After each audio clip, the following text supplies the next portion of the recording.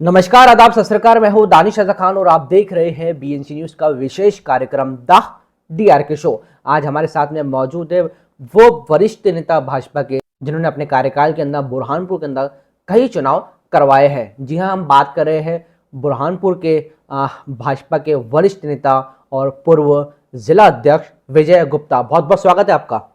धन्यवाद। गुप्ता जी, पहला सवाल कि आपका जन्म कहाँ हुआ और आप राजनीति में जो है कैसे आए हैं? मेरा जन्म सन 1962 को बुरहानपुर शहर का सिंदीपुरा जो मोहल्ला है जी। वहाँ पे मेरा नाना जी का परिवार है। बहुत बड़ा परिवार है नाना का मेरे, तो वहाँ पे मेरा जन्म हुआ है। अपने बारे में थोड़ा सा हमारे दर्शकों को बताइए कि आप कौन हैं, क्या है? तो हाँ, मेरा जन्म वहाँ हुआ है और मेरा जो पुश्तैनी मकान है बुरहानपुर शहर के जो फौरा चौक है, फौरा चौक के सामने जो रस्सी वालों की दुकानें हैं बहुत सारी, जी। और दुकानों के बाजू में हमारा मकान है। मेरे दादाजी, मेरे दादी, मेरे हमारे सब दादा परदादा सब वहीं पे रहे हुए, हम लोग भी वहीं हैं। तो कुछ समय से हम लोग, मेरे दादाजी यहाँ पे कपास का धंधा करते थे पहले, तो कपास में कोई बचत नहीं हुई होंगी, जो भी उनका कुछ विषय होगा, जी जी। तो उन्होंने यहाँ से छोड़ के माजूद चले गए थे। अच्छा। तो माजूद में खेती वगैरह की, तो हम फिर जब से माजूद में हम भी खेती देख रहा हूँ। अच्छा। और उसे खेती के हिसाब से वहाँ जाना बैठना, तो जरा खेती अच्छी ढंग से हो जाती है, इसलिए फिर हम लोगों ने ये सोचा कि अपन वहीं रह के खेती करें। और अच्छा। बुरहानपुर में इतने सारे काम होते हैं, जो रिश्तेदारी के भी काम होते हैं, पारिवारिक कार्यक्रम होते हैं, राजनीतिक कार्यक्रम होते हैं। फिर भी मैं जिलाध्यक्ष रहा, तो जिलाध्यक्ष के नाते मेरे को तो रोज़ यहीं पे आना पड़ता था। कई बार तो फिर मेरा यहाँ पे मकान है, मेरी बहन भी यहीं है, मेरे सगे भाई यहाँ पे है, तो इनके यहाँ रुक जाता था, फिर दूसरे दिन यहाँ कार्यक्रम में शामिल हो जाता था। अच्छा। राजनीति का अनुभव, अब आपने बताया कि आपका राजनीतिक अनुभव राजनीति में कैसे आए। जी। राजनीति में सबसे मेन अनुभव और मेन कारण ये हुआ आने का कि जब मैं छोटा था, जी। तो 1975 में श्रीमती इंदिरा गांधी ने आपातकाल लगाया। हाँ, इमरजेंसी। तो इमरजेंसी लगाया। जी।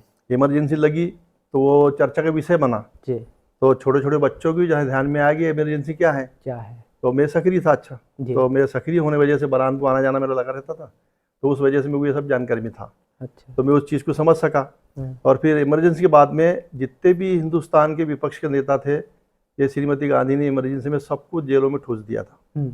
तो जेलों में ठूसने के बाद में क्या हुआ कि उस समय ये मोबाइल का ज़माना नहीं था, टीवी भी नहीं थी, सिर्फ पत्राचार होता था, डाकिया पत्र ले जाते थे, करते थे। तो फिर भी देश के बहुत अच्छे अधिकारी कर्मचारी लोग जो थे, उन्होंने पत्राचार चलवाया जेलों जेलों से ही। जो वहाँ पे विपक्ष के नेता जितने जेलों में थे, उनके पत्राचार चले। पत्राचार के माध्यम से सबने मिलकर तय करा, जयप्रकाश नारायण जी एक बहुत अच्छे हिंदुस्तान के बहुत अच्छे नेता थे जी, तो सबने तय करा कि इनको अपन इनके झंडे तले एक पार्टी का गठन करते, जिसका नाम उन्होंने रखा जनता पार्टी। जनता पार्टी, हाँ। और चुनाव आयोग से चिन्ह मांगा हमारे भाई हल्दर किसान जी, तो चुनाव आयोग ने निशान भी दिया। फिर चुनाव हुए 77 में जी, चुनाव हुए तो सब पार्टियों ने मिलकर चुनाव लड़े, जनता पार्टी हल्दर किसान के ऊपर और कांग्रेस अलग। तो कांग्रेस की बहुत बुरी गत हुई, बुरी तरह कांग्रेस हारी, जिसमें श्रीमती इंदिरा गांधी भी चुनाव हार गई। लेकिन वो सरकार 2 से 2.5 साल ही चली थी। हाँ, वो सरकार 2-2.5 साल ही चली, जिसके प्रधानमंत्री बने थे मोरारजी देसाई जी, जो गुजरात के रहने वाले थे, गुजराती थे, मैं भी गुजराती हूँ। हाँ। तो वो दोनों 2.5 साल चलाए, लेकिन अपने यहाँ बुरहानपुर और खंडवा लोकसभा के लिए एक विशेष घटना हुई जी। भाई सब तो हिंदुस्तान में 2.5 साल सरकार चली, लेकिन खंडवा लोकसभा के लिए एक विशेष घटना ये हुई कि यहाँ से जो परमानंद गोविंद जी वाला जी, वो मेरे के थोड़े दूर के रिश्ते में भी है। हाँ। और मेरे समाज के गुजराती मोड़ वणिक समाज के वो भी है। अच्छा। तो उन्होंने पहला लोकसभा चुनाव, पार्टी ने उनको टिकट दिया, उन्होंने चुनाव लड़ा जी, वो अच्छे भारी मतों से चुनाव जीते। जीत के गए तो दिल्ली में स्कूटर चलाते समय वो एक ट्रक के चपेट में आ गए, उनका एक्सीडेंट हुआ। एक्सीडेंट होने से वो शांत हो गए। अब शांत हुए तो फिर उपचुनाव हुआ। उपचुनाव हुआ तो मैं अपने आप को इतना सौभाग्यशाली समझता हूँ कि हमारे राष्ट्रीय अध्यक्ष जी कुशाभाऊ ठाकरे जी और मध्य प्रदेश को गढ़ने वाले जी और पूरे संगठन को गढ़ने वाले, आज उनका सब तरफ सम्मान इज्जत है। ऐसे हमारे कुशाभाऊ ठाकरे जी ने हमारे यहाँ से चुनाव लड़ा। वाह। लोकसभा का चुनाव अपने यहाँ से उन्होंने चुनाव लड़ा, खंडवा लोकसभा से। खंडवा लोकसभा से। तो सब जो प्रचार पे गए, वो हर विधानसभा में 1-1 2-2 दिन दिए उन्होंने जी। तो हमारे यहाँ मांजोद भी आए, जहाँ मैं रहता हूँ उस गाँव में आए। वहाँ उनका आने का कारण ये हुआ कि वहाँ पे एक हमारे वरिष्ठ नेता थे सोपन राव जाधव करके, जी शेखापुर में एक नाना पाटिल थे। ये जो जनसंघ को स्थापित करने वाले लोग थे, भारतीय जनता पार्टी को स्थापित करने वाले लोग थे। जी जी तो ये उनसे मिलने में वहाँ आए, प्रचार करने के दौरान वहाँ मिलने आए तो हम लोग भी थे, जी हमने उनके साथ में बिल्कुल करीब में रहे। फिर उन्होंने 4-5 गाँव में वहाँ पे घूमे, थोड़ा प्रचार किया, हम लोग उनके साथ में घूमे। मतलब इतना मैं अपने आप को सौभाग्य समझता हूँ कि हमारे राष्ट्रीय अध्यक्ष के साथ में हमने प्रचार किया। हाँ, तो वहाँ से राजनीति जीवन का जो शुरुआत हुई, फिर वो प्रचार में हम लोग जाते थे। पहले कुछ साधन नहीं होने की वजह से साइकिल आती थी गाँव में, जी हम युवा थे तो हमको साइकिल चलाने का शौक, और हमारे सोपन दादाजी और बड़े नेता थे, उनको अपने बैनर पोस्टर चिपकाना है, कौन करेगा तो बच्चे करेंगे। हाँ तो वो उनके घर से चिक्की बना के देते थे, पोस्टर देते थे, हम गाँव जाके वो चिपका के आते थे। साइकिल चलाने को मिल जाती थी और काम का काम हो जाता था। तो वहाँ से ऐसी प्रेरणा जगी कि ये तो काम बहुत अच्छा है, जनता की सेवा करना चाहिए जी। तो फिर जब से मेरी इच्छा जगी कि अपन ने, तो मेरा पारिवारिक बैकग्राउंड ऐसा था कि कोई राजनीति में हमारे परिवार से कोई नहीं था ही नहीं जी। सिर्फ शुद्ध काम करना, अपना खेती-बाड़ी थी, और बराबर जब तक कोई काम धंधा था बस वही करते थे। शुद्ध रूप से जो है आप किसान थे, लेकिन एक ये चुनाव की वजह से, साइकिल चलाने की वजह से आप जो है राजनीति में एंट्री हो गई। और फिर वहाँ से सन 1980 तक सरकार चली जी, मोरारजी देसाई की सरकार गिरी। सरकार गिरने के बाद में पूरे दल अलग अलग हुए, जितने दल सब एकत्रित हुए थे वो सब दल अपने अपने बिखर गए। अब बिखरने के बाद में भारतीय जनता पार्टी जो पहले जनसंघ थी जी, अब वो जनसंघ भी अलग हो गई, वे सब टूट गए, तो ये भी अलग ही होना है। तो उस समय हमारे वरिष्ठ नेताओं में थे अटल बिहारी वाजपेयी जी, लाल कृष्ण आडवाणी जी, मुरली मनोहर जोशी जी, ऐसे अनेकों हमारे वरिष्ठ नेता बहुत सारे थे। इन्होंने सबने बैठक करके तय करा कि अब नया, अब अपना पुराना जनसंघ था वो तो गया, दीपक का निशान था पहले, वो निशान भी अब वापस नहीं मिलेगा। तो फिर उन्होंने नया गठन किया। नया गठन मतलब उसको बोलते हैं जन्म, नया जन्म होना, नया जन्म। तो नया जन्म भारतीय, फिर उन्होंने सबने मिलकर तय करा, उसका नाम रखा भारतीय जनता पार्टी, और चुनाव चिन्ह उस समय मांगा उन्होंने कि कमल का फूल। तो 1980 में तो कमल का फूल का निशान मिला। तो राष्ट्रीय पार्टी जो भी होती है उनको एक अधिवेशन करना पड़ता है जी, हिंदुस्तान लेवल का बड़ा अधिवेशन करना पड़ता है कि भैया तुम इतना राष्ट्रीय पार्टी बन गए तो कैसी बन गए, तो उनको सभी ये करना पड़ता है। तो भारतीय जनता पार्टी ने सबसे पहला अधिवेशन रखा बॉम्बे में रखा, वो 1980 में रखा जी। अभी जो 6 अप्रैल आ रही है, हम स्थापना दिवस मनाते हैं। हाँ, भारतीय जनता पार्टी का स्थापना दिवस 6 अप्रैल को। तो उस दिन भारतीय जनता पार्टी बनी थी जी, उस दिन कमल का फूल का निशान मिला था। इसलिए आज भी अभी 6 अप्रैल आने वाला है, पूरे हमारे मध्य प्रदेश में और हिंदुस्तान में 6 अप्रैल का स्थापना दिवस मनाया जाएगा। हर गाँव में अब तो हम बूथ बूथ पे मनाते हैं। तो उस कार्यक्रम में मैं बॉम्बे भी गया था। मतलब उस समय 1980 के उस समय ही आपने जो है पार्टी के अंदर वहाँ पे अधिवेशन में गए थे आप? अधिवेशन में गया था, वहाँ 3 दिन शामिल रहा। सब बड़े नेताओं के भाषण होते थे, और वहाँ पे सब पंडाल लगे थे। पूरे हिंदुस्तान की जितने प्रदेश है उतने पंडाल थे, सब पे लिखा था मध्य प्रदेश, तो मध्य प्रदेश सब लोग एक पंडाल के अंदर होते थे। तो 3 दिन हम वहाँ रहे, और वहाँ पे जब भाषणबाजी होती थी बड़े बड़े नेताओं की जी, तो उसमें सबसे आखिरी में भाषण होता था अटल बिहारी वाजपेयी जी का जी। उनका हर भाषण इतना प्रेरणादायी भाषण होता था कि दिल को छू लेता था बिल्कुल। उसी समय उन्होंने बोला था कि कीचड़ में कमल खिलेगा, है ना, तो वो बहुत अच्छा बोलते हैं वो अब मैं उसको अभी बता नहीं पा रहा हूँ। तो कमल का फूल का निशान के लिए उन्होंने बोला, और फिर जनता के लिए क्या करना चाहिए, अपना जीवन कैसा होना चाहिए, और अपन राजनीति में आए तो क्यों आए। तो ये एक सब पूरा मापदंड वो बताते थे। तो मेरे को भी बहुत अच्छा लगा कि नहीं अपन ये भी काम करना चाहिए। तो फिर मैं उसके साथ में फिर जुड़ा। उसके बाद और वहीं पे 1980 में फिर वहीं पे आदरणीय सांसद अपने पूर्व नंद कुमार सिंह चौहान जी से वहीं बॉम्बे में हमारी मुलाकात हुई। वो भी आए थे वहाँ, तो वही पंडाल में हम साथ में रहते थे। तो सोपाना दादा ये लोग तो उनको अच्छी तरह जानते थे, मेरा तो परिचय था नहीं। तो फिर मेरा वहाँ से उनसे परिचय हुआ, वहाँ से उनके संपर्क में आया। फिर बाद में विधानसभा चुनाव आ गए। अच्छा, पहले विधानसभा चुनाव, पहले लोकसभा चुनाव हुए। हाँ। फिर लोकसभा चुनाव के बाद में फिर विधानसभा चुनाव आया। 80 में आए वो भी 80 में हुआ है सब कार्यक्रम। अच्छा। तो 80 में जब चुनाव हुए विधानसभा के, तो नंद कुमार सिंह चौहान जी ने पहला चुनाव लड़ा विधानसभा का। तो जो हमारे शाहपुर क्षेत्र से, हम शाहपुर क्षेत्र में आते हैं। अच्छा। उस समय बरहानपुर जिले में 3 विधानसभा होती थी और तीनों सामान्य थी। तो उसमें अभी जो परिसीमन हुआ, परिसीमन में बरहानपुर जिले में 2 ही विधानसभा बची, एक हो गई अजजा जी, और दूसरी अपनी हो गई बरहानपुर सामान्य। तो सामान्य जो हुई, जो शाहपुर का जो आधे से ज़्यादा बल्कि आधा हिस्सा जी वो पूरा बुरहानपुर में जुड़ा। और हम लोग 1980 से शाहपुर विधानसभा में घूम रहे, और नंदू भैया के साथ में हर जगह हर गांव में जाना है मेरा, सब लोगों से मिलना जुलना, मतलब आज से 40 साल पहले से मैं मिल रहा हूँ। आज वो बुरहानपुर विधानसभा में आ गई है। तो इसके पहले जितने भी चुनाव हुए, फिर राजनीति में आने के बाद तो ये मेरे को अच्छा लगता गया, मैं आगे बढ़ता चला गया।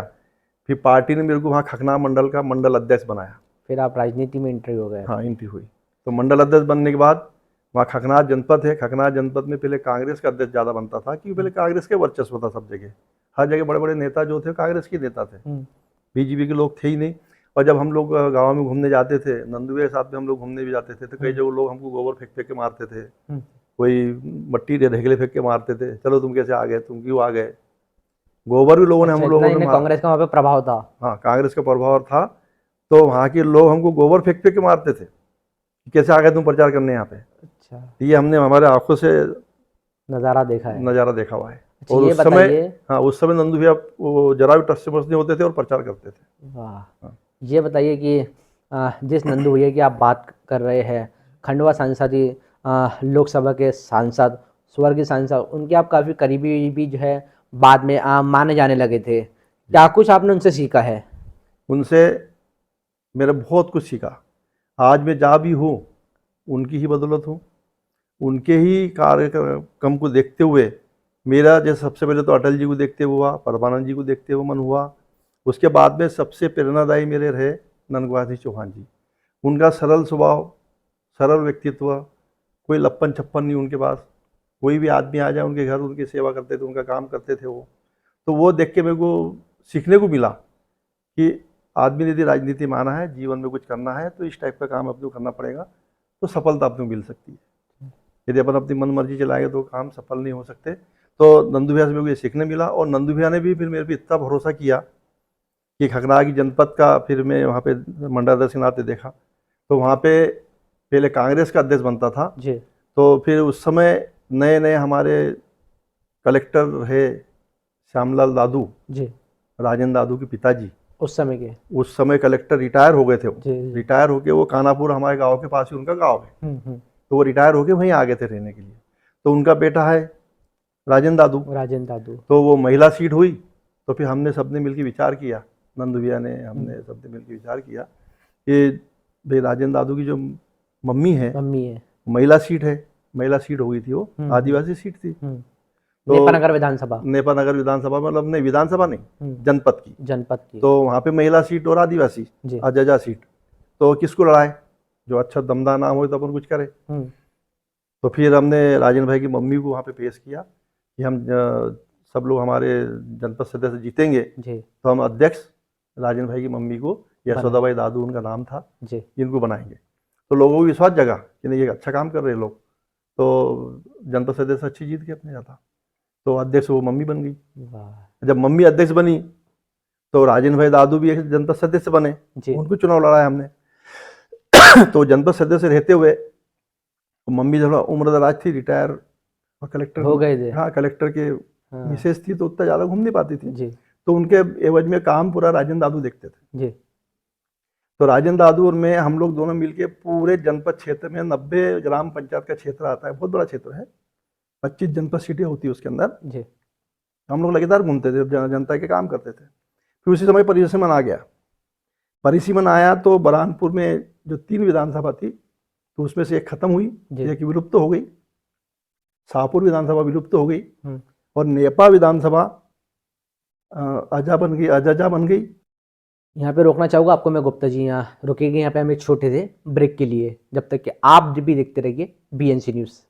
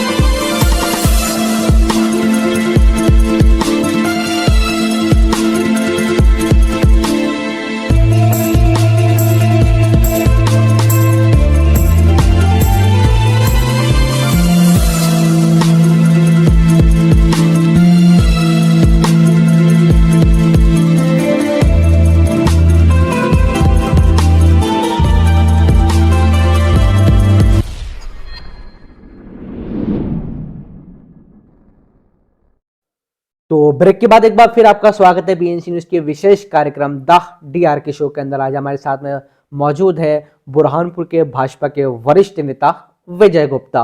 अब इनसे हम अगला सवाल करना चाहेंगे। गुप्ता जी, सांसद नंद कुमार सिंह चौहान के और आपके कुछ वो पल बताइए जो आपके उनके साथ में बीते हैं, जो किसी को नहीं मालूम है। अच्छा, तो नंद कुमार सिंह चौहान जी के और मेरे बहुत सारे ऐसे पल हैं, तो मैं कितने बताऊं कि उनके साथ में रहते हुए मेरे को 40 साल हो गए। सन 1980 से लेके अभी शांत 2021 में जी तब तो हम लगातार साथ में थे जी उन्होंने इतनी बड़ी बड़ी जवाबदारियां मेरे को दी। नेपा विधानसभा जैसे मैं बताया आपको जी पहले जी कि परिसीमन में वो आदिवासी हो गई, अजजा हो गई, तो हमने फिर राजेंद्र दादू को वहां से उम्मीदवार उतारा। नंदू भैया से मेरी बात हुई। नंदू भैया ने पूछा कि बोले विजय अब किस यहाँ पे तुम्हारे क्षेत्र में किसको लड़ाना चाहिए अपन ने। मेरा भैया राजेंद्र दादू है। बोले वो कलेक्टर का बेटा है, उसको अनुभव कम है। भाई कलेक्टर का बेटा इतना क्या अनुभव रखेंगे राजनीति के अंदर। उसका जीवन एक प्रकार से अलग होता है, अधिकारी का जीवन अलग है और राजनीति लोगों का जीवन अलग होता है। सही है। नहीं भैया वो बहुत नॉर्मल व्यक्ति है, बहुत जल्दी सीख जाएगा और सीख भी गया है वो जी। उनको चुनाव लड़ाया, मेरे को वहाँ का प्रभारी बनाया। अच्छा, आपको प्रभारी बनाया? प्रभारी बनाया मतलब संचालक पूरे विधानसभा का। अच्छा। मैं संचालक रहते हुए वो चुनाव जीत गए हम लोग। फिर दूसरा चुनाव आया, फिर उस समय भी वही विषय आया, फिर क्या करना है आप, अरे भैया इन्हीं को चुनाव लड़ाओ जी। तो पहला चुनाव हम 1500 वोटों से जीते थे। तो दूसरे चुनाव में फिर हम दोनों ने, राजन भाई ने और हमने बहुत मेहनत की, मेहनत करी तो फिर हम 22,000 के ऊपर वोटों से जीते। अच्छा। फिर तीसरे चुनाव के पहले ही राजेंद्र दादू का आखिर में निधन हुआ। निधन के बाद में उनकी बेटी मंजू दादू, तो सबने मिलकर तय करा जी कि भाई आखिर में निधन हुआ है, जो समय बचा है तो उनके परिवार को दिया जाए जी। तो मंजू दादू जो चुनाव लड़ने पे हमने लड़ाया जिसको, उसको भी ABCD भी नहीं मालूम थी राजनीति की। अच्छा। वो कॉलेज पढ़ रही थी और कॉलेज से सीधा उसको उठा के लाए और चुनाव लड़ा दिए। मेहनत नंद कुमार सिंह चौहान ने और सबने मिलकर बहुत मेहनत की। शिवराज जी मुख्यमंत्री, हाँ, वो खुद 4-4, 5-5 जगह उन्होंने सभा ली जी, उन्होंने रोड शो भी किया। तो उस समय पे अपन भारतीय जनता पार्टी यहाँ पे मंजू राजेंद्र दादू 42,600 कुछ वोटों से उस समय जीती। वो चुनाव हो गया, तीन बार का मैं प्रभारी हुआ जी। फिर उसके बाद में मैं जिला अध्यक्ष हो गया, मतलब मंडल अध्यक्ष के बाद में आप सीधे जिला अध्यक्ष। भैया ने मेरे को आगे बढ़ाया, प्रमोशन हो गया आपका। हाँ, प्रमोशन होते गया तो उसमें मैं फिर बना जिले का महामंत्री जी। मैं 3 कार्यकाल जिले का महामंत्री रहा। फिर 3 कार्यकाल दादरा महाजन हमारे जिला अध्यक्ष थे, उनके कार्यकाल में था। दिलीप सराफ के साथ में 2 बार कार्यकाल में था जी। उसके बाद में फिर मेरे को जिला अध्यक्ष नंदू भैया ने बनाया। नंदू भैया ने, हाँ। मैंने किसी से मांग नहीं करी कि मेरे को जिला अध्यक्ष बनना है, मैंने किसी से मांग नहीं करी मेरे को मंडल अध्यक्ष बनना है, या और मैंने किसी से मांग नहीं की कि मेरे को जिले का महामंत्री बनाओ। 3 बार सबने मिलकर मेरा नाम तय करा, जिला अध्यक्ष का वैसा ही हुआ। और फिर मैं 4.5-5 साल के लगभग जिला अध्यक्ष रहा, 2 कार्यकाल रहा। आप काम पे ज्यादा विश्वास करते थे? मैं काम पे विश्वास करता था और आज भी मेरा स्वभाव है, खेती करता हूँ, दूसरा कोई काम नहीं है, सिर्फ राजनीति में जाना और जनता की सेवा करना। पहले से मन में था कि अपने जनता की सेवा कैसी करना। तो पहले एक मैंने माध्यम चुना था, सरस्वती शिशु मंदिर जी, जो सेवा का माध्यम है। वो भी स्वयं सेवक संघ की जो स्कूल है तो तुकाथड़ में स्कूल है जी। तो वहाँ पे बहुत सारा ध्यान दिया, योगदान दिया। फिर उसके बाद में खखनार में भी हमने स्कूल खोली, तो वहाँ पे बहुत बड़े बड़े अच्छे भवन बनाए, बच्चे आए, वहाँ पे बसें लाई, बच्चों को पढ़वाया बहुत। तो वहाँ पे आज भी मैं उनके जिला कमेटी में आज भी हूँ, तो आज भी उस पर ध्यान देता हूँ। और अभी भी जिले का जिला अध्यक्ष हो गया कार्यकाल, तो प्रदेश कार्य समिति में सदस्य हूँ।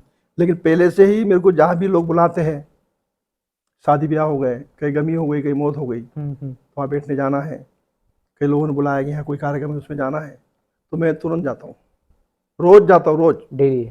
आज भी वही मामूल है? आज भी वही माहौल है। और आज भी, और जाता भी हूँ तो कहीं से डीजल की कोई व्यवस्था नहीं है, मेरे जेब से डालता हूँ, खेती में जो कमाई होती है उसमें से डालता हूँ, मेरी गाड़ी, मेरा ड्राइवर। ये तो एक हिसाब से हम ऐसा मान सकते हैं कि हाँ, घर बेच के तीरथ करने वाला काम करते हैं आप तो। हाँ, तो मैं उसको वो नहीं मानता। मैं क्या मानता हूँ, आज मेरे को इतना जो सम्मान, जो इज्जत क्यों मिल रही है। मैं एक भाजपा का पूर्व जिला अध्यक्ष भी हूँ, भाजपा ने मेरे को मंडल अध्यक्ष बनाया, कितना बड़ा विश्वास किया। फिर उसके बाद में जिले का महामंत्री 3 राउंड का बना, फिर जिलाध्यक्ष बनाया तो मेरे को सम्मान मिला ना। आज मैं भी प्रदेश का कार्य समिति में सदस्य हूँ। आज पूरे जिले में घूमता हूँ, अधिकारी नमस्ते करता है, बात करता है, पहचानता है। तो जब मेरे को ये पार्टी से पहचान मिली है ना, तो इस पहचान के लिए तो मैं क्या पार्टी से पैसा मांगूंगा या डीजल के लिए सोचूंगा कि मैं डीजल कहाँ से लाऊं? इतना मैंने खर्चा करना चाहिए। मेरे पार्टी के लिए यदि मेरे को इतना सम्मान दे रही है तो उसके लिए मैंने खर्चा नहीं करना चाहिए। तो ये मेरे स्वयं से खर्चा करता, मेरे को खुशी होती। इन्हें कहीं से कोई आवक नहीं, इन्हें बस जो नहीं। अपनी खेती किसानी से निकल के जो है पार्टी पे खर्चा करना, बस पार्टी का काम करना, जो जितना जरूरी उतना करना। गुप्ता जी ये बताइए कि जो कांग्रेस का ऐसा आरोप है कि जो भाजपा है बुरहानपुर के जिले के अंदर 8 से 9 गुटों के अंदर जो है वो बढ़ चुकी है क्या, और इसका खामियाजा उनको जो है आने वाले चुनाव के अंदर ये जो आपको है भाजपा को भुगतना पड़ेगा, क्या कहेंगे आप?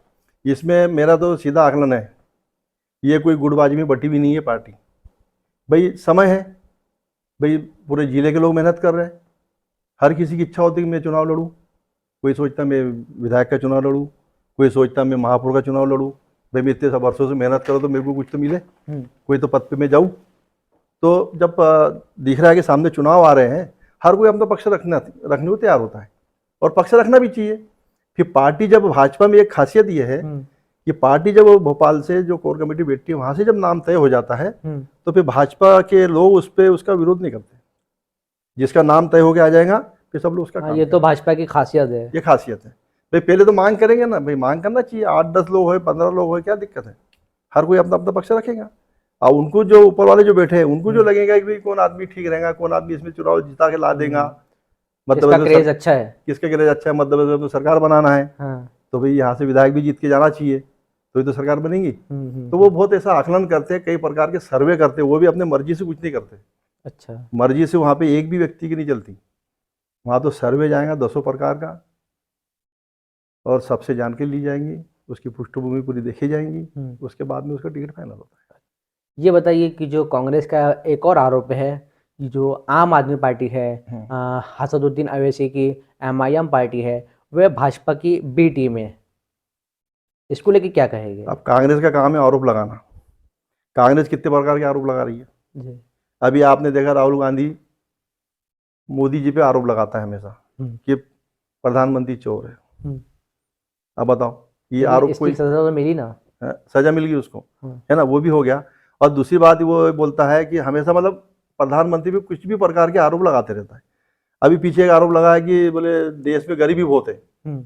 तो मैं प्रधानमंत्री अपने राहुल गांधी से पूछना चाहूंगा कि तुम्हारे परिवार से 4 लोग प्रधानमंत्री हुए और इन्होंने 40 साल से भी ज्यादा राज किया देश में, है ना। पहले पंडित जवाहरलाल नेहरू रहे जी, फिर श्रीमती इंदिरा गांधी रही, फिर राजीव गांधी इनके पिताजी रहे, मतलब इनके दादा दादी, और फिर उसके पिताजी। अब उसकी माताजी जो थी सोनिया गांधी, वो प्रधानमंत्री नहीं थी, लेकिन पूरे रिमोट कंट्रोल तो उनके हाथ में था मनमोहन के समय। कितने साल हो गए? 40 से भी ज्यादा साल हो गए। 40 सालों में इनको नहीं दिखा गरीबी थी कि नहीं थी? आज इनको गरीबी दिख रही है। अब इनको भी हमारे प्रधानमंत्री को बनने को 8-9 साल ही हुए, और वो जब वो सवाल करते हैं कि गरीबी क्यों है, तो जरा गुजरात जाके देख लो, जाके वो मुख्यमंत्री रहे हैं, वहाँ की तरक्की देखो। लेकिन सिर्फ गुजरात को देख के ये आकलन नहीं लगाया जा सकता है। गुजरात को नहीं देख के लगाया जा सकता है तो फिर इस पे थोड़ी लगा सकते हैं। वो कुछ भी बोल देंगे कि गरीबी है, तो कैसी गरीबी है?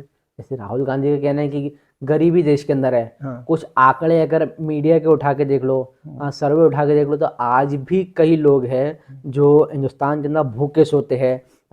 आज भी कुछ ऐसे रोड है जो आपकी विधानसभा की कुछ रोड देख लो, जैसे नेपा नगर के अंदर, वो रोड के अंदर कई मरतबा जो है भ्रष्टाचार हुआ है, आज वहाँ के रोड खराब है।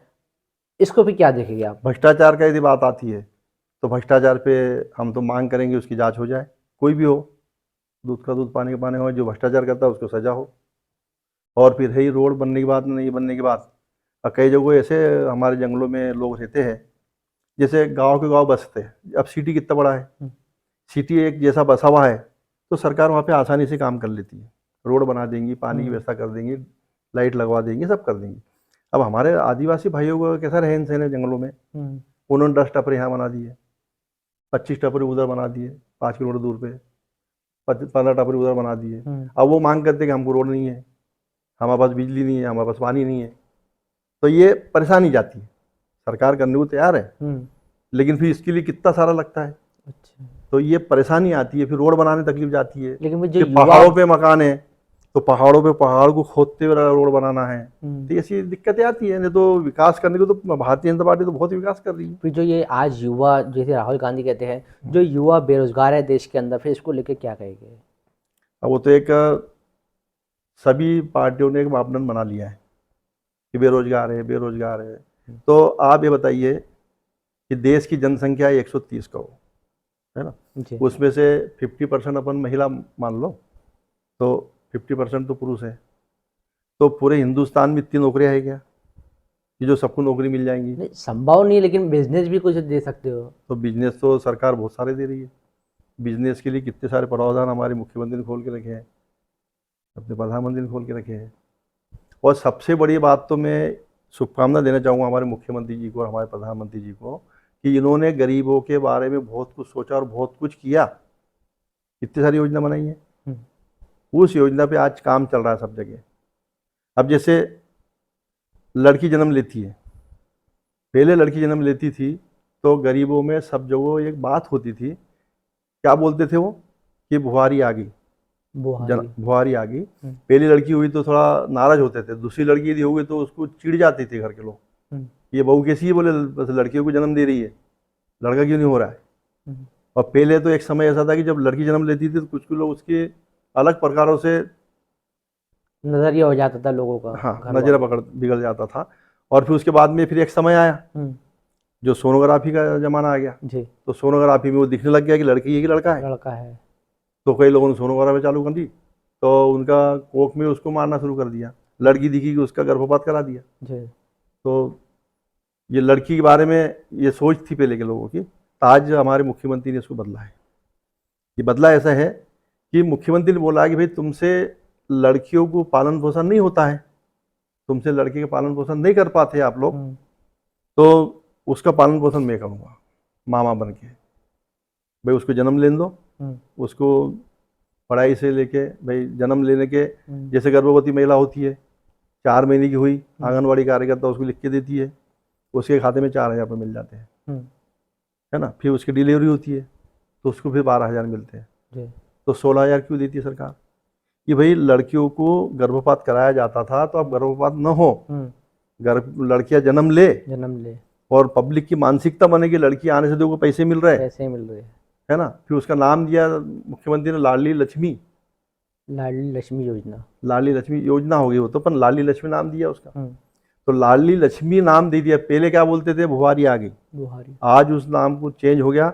अब आप कहीं भी पूछ लेना, कभी डिलीवरी होती किसका क्या हुआ रे भाई, तो कोई लड़का हुआ तो बोलता लड़का हुआ, और दूसरा लड़की हुई तो क्या बोलते वो, लड़की हुई, ऐसा नहीं बोलते, लक्ष्मी हुई, लाडली लक्ष्मी आई है हमारे यहाँ, ऐसा बोलते। आज सम्मान दिलाया हमारे मुख्यमंत्री जी ने। तो ये सरकारों को काम करने के तरीके हैं। अच्छा, धर्म की राजनीति में क्या कहेगा? क्योंकि कांग्रेस का भी और भी जो है कई अन्य राजनीतिक दल है, उनका ऐसा आरोप है कि जो है भाजपा धर्म की राजनीति करती है, आपस में लड़ाती है और चुनाव जीतती है। इस पे आप क्या कहेंगे? क्योंकि आप भाजपा की वो नेता है जब से भाजपा की स्थापना हुई थी, क्या कहेंगे आप? मैं इस पे बोलना चाहूँगा, और सर इस पे ज़्यादा तो कम ही बोलूँगा, लेकिन एक बताना जरूर चाहूँगा कि सनातन धर्म जी, ये जो पृथ्वी पे जब से दुनिया बसी है, यहाँ कौन सा धर्म आया है? सबसे पहले आया सनातन धर्म, मतलब हिंदू नाम से धर्म आया। आज मैं सबको ये बताना भी चाहूँगा कि आज ऊपर अपने हाथ में तो है नहीं, आकाश से जो बच्चा जन्म लेता है या भगवान उसको जन्म देता है या अल्लाह उसको जन्म दे के भेजता है ना, तो वहाँ से जब भेजता है तो वो वहाँ से कोई हिंदू बना के भेजता है या मुसलमान बना के भेजता है क्या? वो तो एक रूप में भेजता है सिर्फ, है ना, इंसान के रूप में भेजता है, सनातन के रूप में भेजता है। ये सनातन व्यक्ति है, सनातन धर्म है, उस रूप में वो आता है। उसको मुसलमान यहाँ बनाया जाता है, सिख यहाँ बनाया जाता है, ईसाई यहाँ बनाया जाता है, यही तो बनता है। इसके वहाँ से आता है क्या? भाई यदि कोई मुस्लिम है तो वहाँ से जो बच्चा जन्म लेता है तो वो मुस्लिम जन्म लेता है क्या? नहीं, वो तो अपन यहाँ पे उसको मुस्लिम बनाते हैं ना।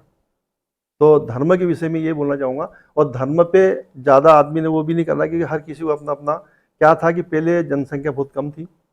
जैसे अपने सगे भाइयों पे से ले लो आप, एक छोटी सी बात है, उसका रूप बढ़ जाता है फिर। तो छोड़, अपने भाइयों पे से ले लो, अब एक भाई में चार, एक ही घर में चार भाई है, चार भाई में पटती है क्या? नहीं पटती। तो चार भाई जब अलग होते हैं तो वो उसकी सलाह मानने को तैयार नहीं होता, वो दूसरा भाई उसकी बात मानने को तैयार नहीं होता, तो वो अपनी दिखाता है, वो अपनी दिखाता है, और जितने वो दूर होते जाते हैं तो अपने मुस्लिम। लेकिन गुप्ता जी, आप इस पे क्या कहेंगे कि जिस तरीके से भी जो चुनाव आते हैं और डायरेक्ट से जो है दंगे देश के अंदर भड़क जाते हैं, अभी कुछ दिनों के और अभी भी जो है बिहार के अंदर चल ही रहे हैं, महाराष्ट्र के अंदर हाल इतने बुरे हो गए हैं कि वहाँ पे इन्हें दंगे चालू हो गए हैं, क्या कहेंगे आप? अब इसमें कुछ राजनीतिक लोग होते हैं, जी। या तो गुंडा टाइप के स्वभाव रखने वाले लोग होते हैं जो आपस में लड़ाओ, जैसे अंग्रेज अपने यहाँ होके गए, अंग्रेज ने भी यही किया, उसी को फॉलो करने वाले लोग अपने हिंदुस्तान में आज भी है जी। कि आपस में लड़ाओ और अपना वर्चस्व बनाओ। तो ऐसे लोग हैं, इनको पहचानना पड़ेगा, इनको पहचान लेंगे ना अपन तो अपने आपस के झगड़े खत्म हो जाएंगे हिंदुस्तान में। भाई आज प्रधानमंत्री नरेंद्र मोदी है या मुख्यमंत्री शिवराज सिंह चौहान जी है, कोई भी योजना बना रहे हैं तो भारतीय जनता पार्टी कोई योजना अलग बना रही है क्या? मुस्लिम के लिए अलग है या हिंदू के लिए अलग है? ऐसा कोई भेदभाव दिखा गया आपको? है ना? तो मेरा कहना यही है कि कोई सरकारें या कोई भी अच्छा व्यक्ति जो समझता है तो वो कभी भी ये बातें नहीं करेगा कि वो मुसलमान है और हम हिंदू हैं, ऐसी बातें कोई नहीं करेगा। पर आजकल कुछ अलग तत्व आ गए हैं, वो तत्व आने से वो कुछ ऐसा वाई मिलती है, वो चिल्लाहट होती है, जय जयकार होता है तो उनको अच्छा लगता है, तो उसमें वो दोनों समाज में ऐसे लोग हैं, तो उस वजह से वो अपने देश की समस्या कुछ बिगड़ी थी, कुछ सुधर भी रही है, कभी बिगड़ेंगी कभी सुधरेंगी, ये तो अनादिकाल से चला ही आ रहा है। बिल्कुल गुप्ता जी, हमारे सवाल आपके जवाब जारी रहेंगे, लेकिन यहाँ पे रुकेंगे हम एक छोटे से ब्रेक के लिए, जब तक कि आप भी देखते रहिए बीएनसी न्यूज़। तो ब्रेक के बाद एक बार फिर आपका स्वागत है बीएनसी न्यूज़ के विशेष कार्यक्रम द डीआरके शो के अंदर। आज हमारे साथ में मौजूद है भाजपा के वरिष्ठ नेता विजय गुप्ता। गुप्ता जी, अब आपसे ये सवाल रहेगा कि अब हम आपकी बात कर लेते हैं। आपने विधायक की दावेदारी की, क्या सोच के दावेदारी की आपने? दावेदारी का मतलब ये है कि जैसे मेरे को 45 साल हो गए जी। अब मेरे को ऐसा लगा, और यहाँ के बहुत से कार्यकर्ताओं को भी कहना पड़ा, मेरे को ऐसे कि कोई पद की लालच पहले से नहीं है, ना कोई ऐसी कोई लालच मेरे पास है, ना पैसे देने की भी लालच नहीं है, जो अपने घर के पुरता काम धंधे पुरता हो जाए उसमें मैं संतुष्ट हूँ। पर यहाँ के वरिष्ठ जनों ने बोला कि अब आवश्यकता है और पार्टी भी चाह रही है, जैसा गुजरात पैटर्न चुनाव हुआ जी, तो वहाँ भी साफ सुथरे लोग उनको टिकट दिए गए और एक तरफा 156 सीटें जीत के आ गई वहाँ पे। तो जनता जनार्दन जो है वो एक साफ सुथरे व्यक्ति को देखना चाहती है, अच्छे आदमी को देखना चाहती है, वो ये तामझाम में दिखावा करने वाले लोगों को पसंद नहीं कर रही है, वो बोल नहीं रही है। जनता बोलती नहीं कभी भी, वो सिर्फ मन में ले लेती है कि अब अपने को क्या करना है जी। तो उस पर ऐसा लगा, और हमारे कुछ वरिष्ठों को भी आग्रह हुआ कि विजय भाई, आप जब इतना मेहनत करते हो, घूमते हो, तो ये तुमने जब जिलाध्यक्ष की जवाबदारी संभाली थी जी, तो तुम्हारे कार्यकाल में कोई विवाद नहीं था, बहुत अच्छा कार्यकाल चला। और मेरे समय तो यहाँ पे बरहानपुर जिले में नंदू भैया सांसद थे और प्रदेश के अध्यक्ष भी थे, अर्चना दीदी कैबिनेट मंत्री थी, अच्छा, और वरिष्ठ जन भी थे, सभी थे। पर कभी भी कहीं भी जरा सा मैंने 1% भी विवाद का कहीं आपको देखने में नहीं आया होगा कि कहीं जरा सी भी खिंचतानी हुई क्या, क्योंकि सब सामने से बना लेता था मैं। और एक चीज़ बहुत अच्छी है, मैं धन्यवाद दूंगा हमारे कार्यकर्ताओं को भी और हमारे सभी नेताओं को कि वो, मैं यदि कुछ बोलता हूँ समझाता हूँ तो बहुत जल्दी तुरंत मेरी बात मान लेते हैं, ये मेरा भी सौभाग्य है बहुत अच्छा। तो इस वजह से कोई विवाद ही नहीं हुए, तो इस वजह से उनका सबका कहना पड़ा, बोले विजय भाई यदि आप आएंगे तो आपका समझाने का तरीका अच्छा है और आप कार्यकर्ताओं का सम्मान भी करते, क्योंकि कार्यकर्ताओं को कुछ चाहिए नहीं, कार्यकर्ताओं को मान सम्मान चाहिए, उसको मान सम्मान मिल जाएगा ना तो कार्यकर्ता तन मन धन से पार्टी की सेवा करता है। तो इसलिए मेरी भी इच्छा हुई, हाँ यार सही बात है, और अपन जब इतने साल मेहनत की है तब मेरी उम्र भी अब 61 साल की लगभग हो रही है, अब इसके बाद कोई मौका मेरे को मिलेगा नहीं, अब मौका यदि मिल भी रहा है तो सेवा करने का मौका मिल रहा है, तो सेवा करना मेरी इच्छा है, यदि भगवान ने चाहा, आप लोगों सबका सहयोग रहा और ऊपर वाले पार्टी के नेताओं का आशीर्वाद रहा, टिकट मिल गया तो फिर जनता से निवेदन करके कोशिश करेंगे अपन जीते। ऐसा तो मेरे को पूरा विश्वास है, मेरे को पूरे अपने आप पे विश्वास है कि अब मेरे को यदि टिकट मिलता है जी तो अच्छे मतों से अपन जीतेंगे, सम्मानजनक मतों से अपन जीतेंगे।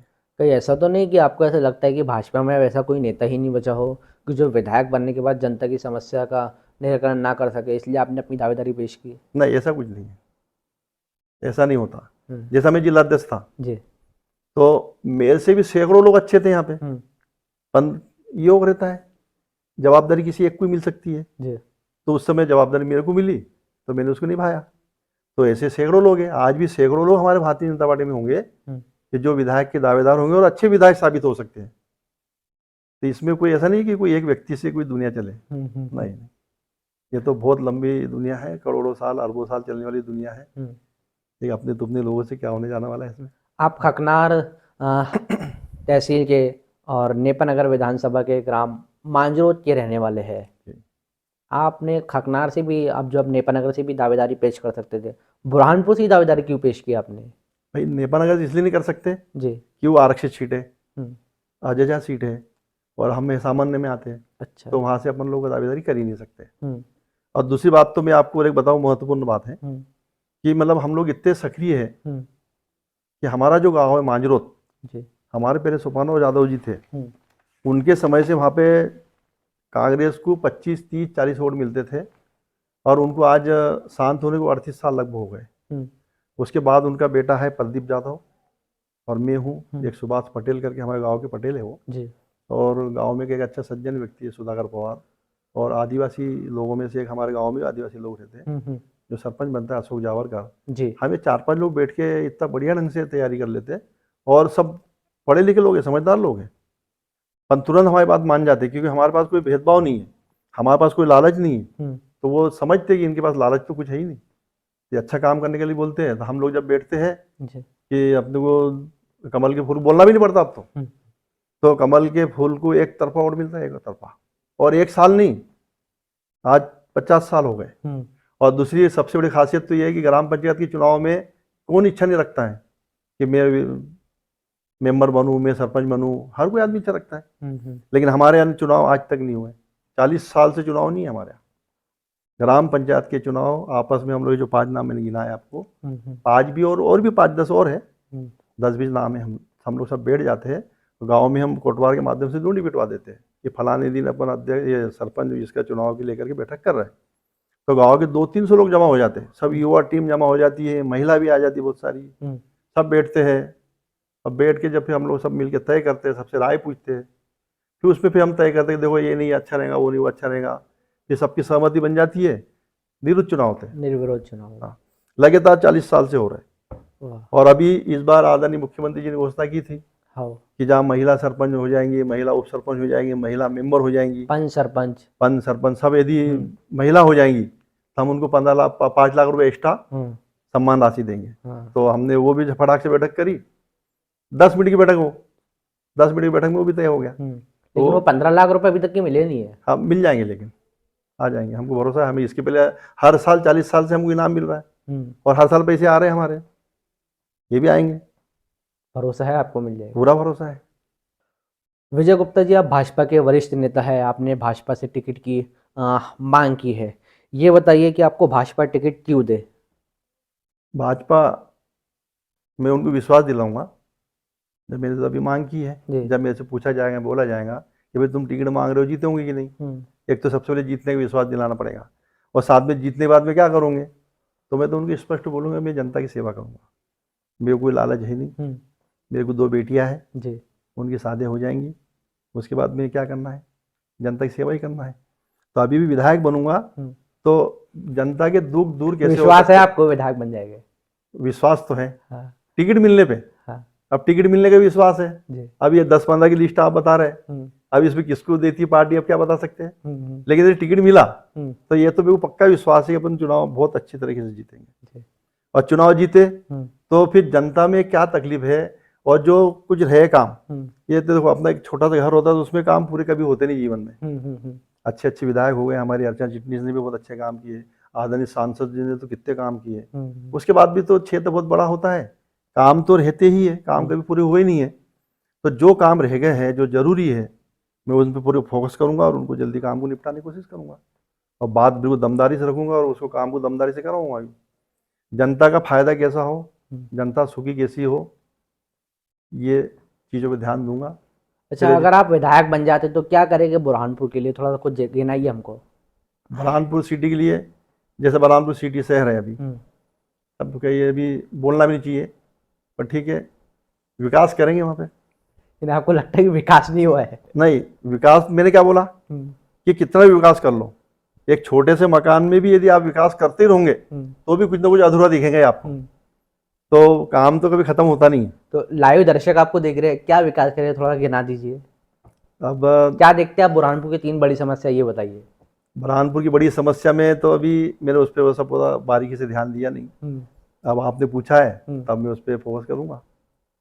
फिर भी लेकिन फिर भी अब जैसे ग्रामीण क्षेत्र है, हमारे किसान भाई बहुत हैं, किसान भाइयों को कभी आंधी तूफान आता है उससे नुकसान हो जाता है। आदरणीय मुख्यमंत्री से निवेदन करके कि उनको फसलों का बीमा हो जाए। पहले बीमा होता था, वो कमलनाथ जी आए जब से वो बीमा बंद हो गया तो बीमा बंद हो गया है, तो हम बीमा चालू करवाएंगे।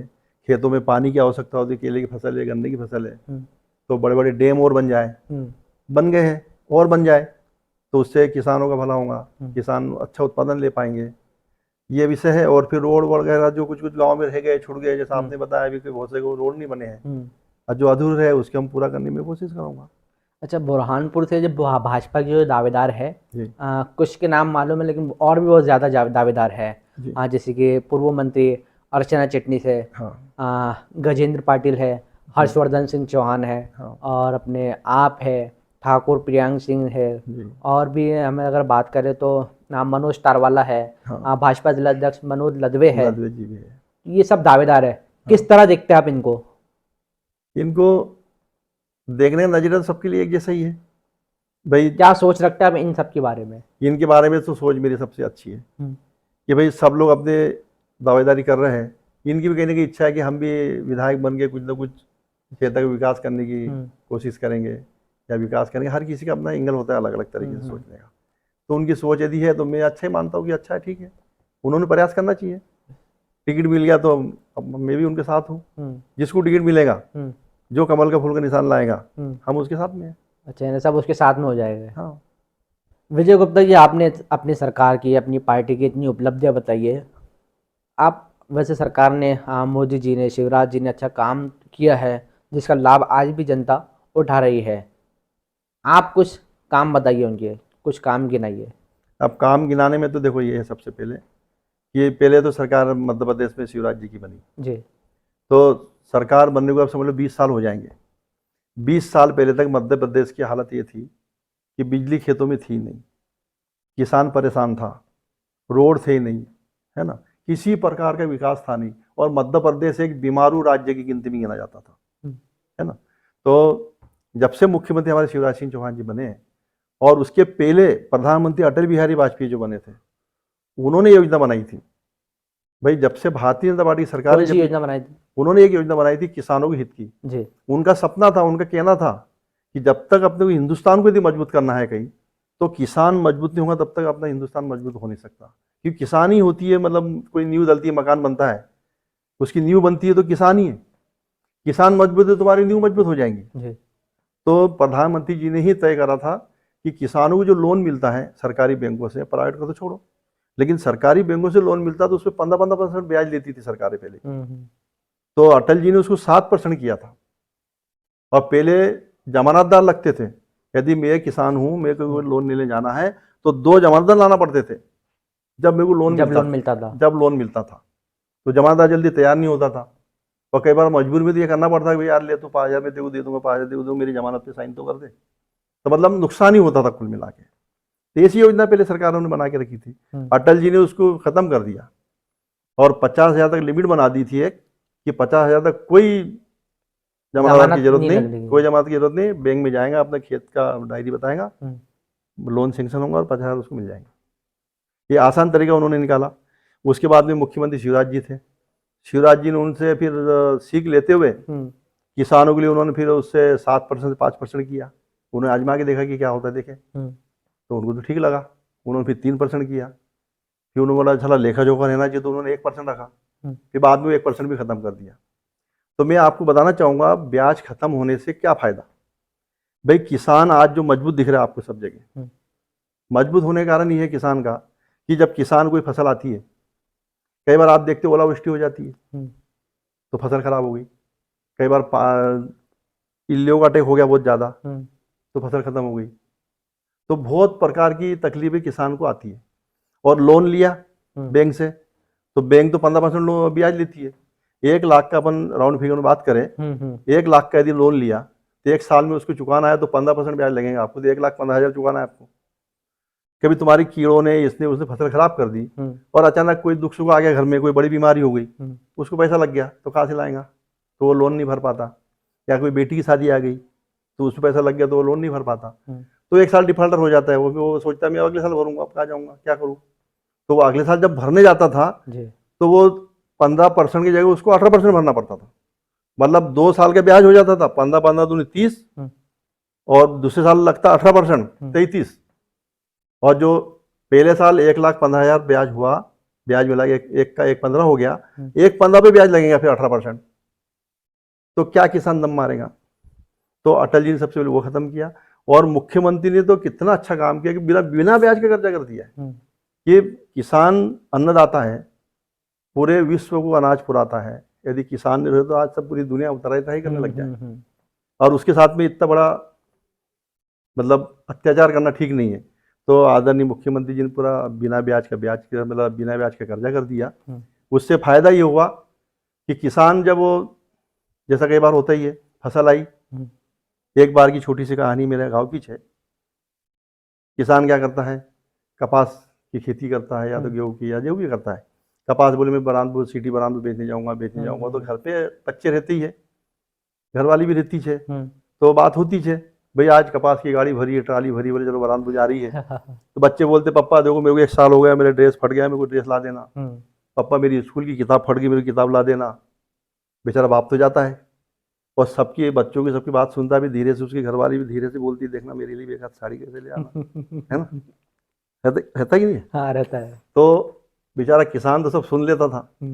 और वो बरसात के समय में जब उसको आवश्यकता होती थी खेती करने की, खेत में फर्टिलाइजर डालना है, निदाई करना है, उसके पास पैसा नहीं है, तो वो बाहर से या तो बैंकों से लेता था या तो जो साहूकार आते हैं जो 5% भी लेते हैं, 10% भी लेते हैं, सोना गिरी रखवाते हैं, बर्तन गिरी रखवाते हैं वो लोग, उसके बाद पैसा देते हैं। और बेचारा जब वो कपास बेचने आता है, गाँव में सुनता है कि 1,000 रुपये कुंटल बिक रही है कपास, और बरानपुर जब आता है बेचने तो 800 रुपये हो जाते उसके भाव। तो क्यों हो गए, बोलते कपास खराब है, इसमें पानी लग गया है, इसमें डांगा हो गया है। वो व्यापारी उसको ऐसा बेचारा मार डालता है। वो जो सोच के आता है मेरे पास 5 कुंटल है, 5,000 की हो जाएंगी, यहाँ आने के बाद में 4,000 की हो गई, वो इसके देना है उसके देना है, इसके उससे दे दिया है, सब पैसे खत्म। जब घर जाते हैं तो बच्चा बोलता पापा मेरी किताब लाए क्या, अरे बेटा अभी पैसे मिले नहीं, जब मिलेंगे तब मिला दूंगा, है ना। तो दूसरे बच्ची बोलती पापा मेरे कपड़े, अरे बेटा अभी पैसे दिए नहीं दलाल ने, मैं जाऊंगा जब ले आऊंगा। पत्नी पर रात को बोलती है काहे को झूठ बोल रहे सच बता दो बच्चों को, काहे को गुमराह कर रहे। तो ऐसी जिंदगी हुआ करती है, मेरे आंखों से देखा है ये। तो ये चीज़ों से छुटकारा मिला है, आज हर किसान मजबूत है, बिना ब्याज का कर्जा ले रहा है। और शिवराज जी ने तो यहाँ तक उसमें सुविधा कर दी है कि फर्टिलाइजर यदि तुम ले रहे हो तो उसमें 10% की छूट। यदि तुमने 100 रुपये का फर्टिलाइजर लिया है तो 90 रुपये भरना है। ऐसा कि देखा आपने भाई, मुद्दल से भी कम लेना। मैं तो एक सादी भाषा में आपको बताना चाहूंगा कि कोई सगा बाप भी यदि हुआ और सगा भाई भी यदि हुआ, उसके बाद यदि पैसा है और तुमको यदि जरूरत पड़ गई, ये पोला आता है हमारा आदिवासी अपने किसानों का, बेलों का त्योहार आता है, सब पैसा लगता है। यदि वो सगे बाप से पैसे ले ले कि पिताजी मेरे को 10-20 हज़ार दे दो, मैं तुमको अभी कपास वास बेचूंगा गांव पे मार्च के महीने में, तो तुमको वापस कर दूंगा। तो सगा बाप भी पैसे मांगता है ब्याज। अरे बेटा तू मेरे से 10,000 ले गया, 20,000 ले गया, तो कुछ तो दे, थोड़े से मेरे को 2-4 हज़ार रुपये ज़्यादा तो दे, ये खर्चे काम में आएंगे। पर शिवराज जी बाप से बढ़ के, बेटे से बढ़ के काम कर रहे हैं, नो इंटरेस्ट। और पूरे यहाँ के लिए नहीं, एक के लिए नहीं, पूरे MP के लिए। कितनी बड़ी सोच होंगी, कितनी अच्छी सोच होंगी। ये तो आपने सरकार की जो है उपलब्धि बताई, किसान कितने जो है मजबूत है ये बताया। हाँ। लेकिन आज भी जो है कुछ किसान ऐसे हैं, खबरें लगातार अखबार में देखने को मिलती है, न्यूज़ चैनल पे देखने को मिलती है। हाँ।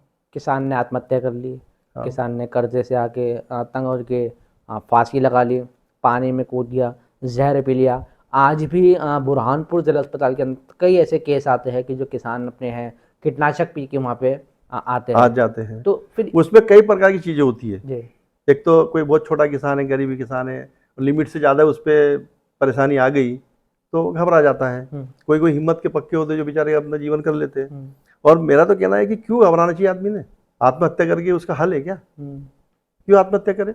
बाल बच्चे हैं, कर्जा है, करें भरेंगे धीरे से, कहाँ जाएंगे?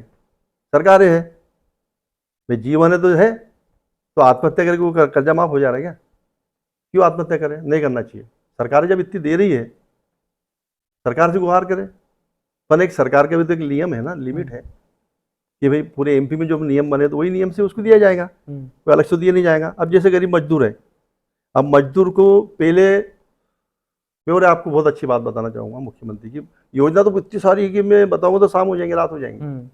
मुख्यमंत्री सबसे अच्छी योजना और एक ये है कि जब गांव में किसी गरीब किसान को या गरीब व्यक्ति को बीमारी हो जाए, तो बीमार आदमी कैसा होता है कि जैसा गरीब आदमी उसके पास पैसा तो रहता नहीं है, कहीं छोटा मोटा बुखार आ जाए, खांसी हो जाए, सर्दी हो जाए तो उसका इलाज तो वो कर लेता है। लेकिन प्रधानमंत्री जी को धन्यवाद देना पड़ेगा, उन्होंने आयुष्मान कार्ड बना के बड़ी से बड़ी यदि बीमारी हो जाए तो 5 लाख का प्रावधान करके हमारे प्रधानमंत्री जी ने दिया है। ये किसने सोचा? आज तक कोई सरकार ने सोचा? यदि गरीब आदमी को कैंसर हो जाए, किसको टीबी हो जाए, किसको अटैक आ जाए, वो इलाज है उसका बेचारे का, कहीं बाहर जाके इलाज करा सकता है वो। पर आज मैं देख रहा हूँ गाँव के लोग जलगांव जा रहे हैं, इंदौर जा रहे हैं, बॉम्बे जाके इलाज करके आ रहे हैं। लेकिन वो आयुष्मान जिस चीज़ की आप जो योजना की बात कर रहे हैं, आयुष्मान भारत, उसके अंदर भी जो है कई मरतबा भ्रष्टाचार देखने को मिलता है कि जिस तरीके से जो हॉस्पिटल वाले होते हैं वह ऐसा कुछ कर देते हैं कि यहाँ इलाज तो 50,000 का हो रहा है लेकिन उसके नाम से 2.5 लाख निकाल लेते, 2 लाख निकाल लेते, फिर इसमें क्या? ये तो बेईमान लोगों का काम है। अब उसकी जांच होना चाहिए, उसकी जांच हो तो पकड़ में आया तो उनको सारा जेल में डालना चाहिए। और बल्कि उसकी वही हॉस्पिटल के अंदर पार्टनर, या फिर हम ऐसा कह सकते हैं कि वो हॉस्पिटल ही बीजेपी के नेताओं की है, तो गलत है। क्या कहोगे? गलत है। मेरे सामने वैसे विषय आया तो मैं तो बिल्कुल जांच दल बैठा दूंगा बिल्कुल। ये गलत क्यों कर रहे तुम? मैं तुमको सरकार जो पैसा दे रही है, जो खर्चे का है वो ले ना, आप अपना नंबर 1 का ले ना, ऐसा उसके खाते से ले लेना, क्या जरूरत है? मैं तो इनको सबको बताना चाहता हूँ, पूरी जैसे जो नंबर 2 का काम करने वाले लोगों को समझाना चाहता हूँ कि भगवान ने जो दुनिया बनाई है, दुनिया को पालन पोषण करने की कोई बहुत ज़्यादा जरूरत नहीं है। आदमी खाता क्या है? कोई हीरे जवाहरात खाता है क्या? 2 रोटी है, 2 रोटी गेहूं की खाता है और दाल चावल खाता है। ये क्या भाव मिलता है? 25 रुपये किलो। और सरकार तो उसको फ्री में बांट रही है ना। इतने से पेट भरने के लिए इतने हाय तोबा, जो गरीबों को पैसा छीन ले रहे हैं, उसका पैसा छीन ले रहे हैं, उसका पैसा छीन ले रहे हैं। ये कौन सा तरीका है? इस पे सुधार तो होना चाहिए। ये चीज मांग करेगा आप सरकार से? बिल्कुल करूंगा। तो जैसे हमारे मुख्यमंत्री जी का तो ये हो गया, बहुत सारी योजना है, तो यहाँ तक तो ठीक है। फिर उसके बाद में प्रधानमंत्री जो हमारे देश के बने जी, अपने नरेंद्र मोदी जी प्रधानमंत्री बने, तो आपने देखा इसके पहले 70 साल हुए देश को आज़ाद हुए, क्या हालत थी इस देश की, कितना बिखरा हुआ था, जाति समाज में उलझा के रखा था। आज प्रधानमंत्री को बदनाम किया जाता है। प्रधानमंत्री का कहना ये नहीं है कि हिंदू को आगे लाओ और मुसलमान को भगाओ, ऐसा कहीं है क्या? जो असामाजिक तत्व है उनको बख्शा नहीं जाएगा, वो हिंदू हो चाहे मुसलमान हो चाहे सिख हो चाहे ईसाई हो, जो गलत करेगा उसको सजा मिलना चाहिए। तो बंदिश लगेंगी, अतिक्रमणकारी को बंदिश लगना चाहिए। कहीं भी आ रहे, कहीं भी मकान बना ले रहे, कहीं भी आ रहे कुछ भी कर ले रहे, तो ये चीज़ें नहीं होना चाहिए। ये चीज़ों पर एक बंदिश हो। दूसरी बात, ये तो एक दूसरा विषय हो गया, लेकिन जनता के हित में करने वाले काम प्रधानमंत्री जी के, इसके पहले मैं खुद मेरे गांव में देखता था, गांव की महिलाएं खेत के मतलब गांव के बाहर नदी बहती थी कोई, या तो कोई नाला बहता था, तो वहां से वो 3-3 हंडे 4-4 हंडे एक लाइन से रख के जाती थी और वहां से पीने का पानी भर के लाती थी। चली जा रही है भाई, बेचारी लेके आ रही है ना। जब से अटल बिहारी वाजपेयी जी आए और अपने अभी नरेंद्र मोदी जी आए, जिन्होंने योजना बनाई कि पूरे हिंदुस्तान में हर घर में नल जल योजना के माध्यम से पानी जाएगा और नल की टोटी से जाएगा। अटल जी ने उसमें सुधार ये करा था कि इतनी दूर से जाने बजाय वो हैंडपंप से पानी करेंगे। अब हैंडपंप का पानी का लफड़ा ये था कि कहीं पानी ऊपर लगता तो जल्दी हलाव से निकल जाता था, लेकिन कई जगह तो पानी इतना नीचे लगता है कि आदमी जितना खाना खाता था हला हला के खाना वही बच जाता था उसके बेचारे का, है ना। तो उस पर सुधार किया हमारे नरेंद्र मोदी जी ने कि नहीं, अब तो बोले नल की टोटी अपने गरीब के घर के सामने लगेगी, वहां से पानी भरेगा और पानी लेके जाएगा। ये एक चीज ये हो गई। और सब लोग बोलते हैं कि नरेंद्र मोदी जी बाहर घूमते हैं, विदेश में जाते हैं, है ना, विदेश में जाते हैं नरेंद्र मोदी जी।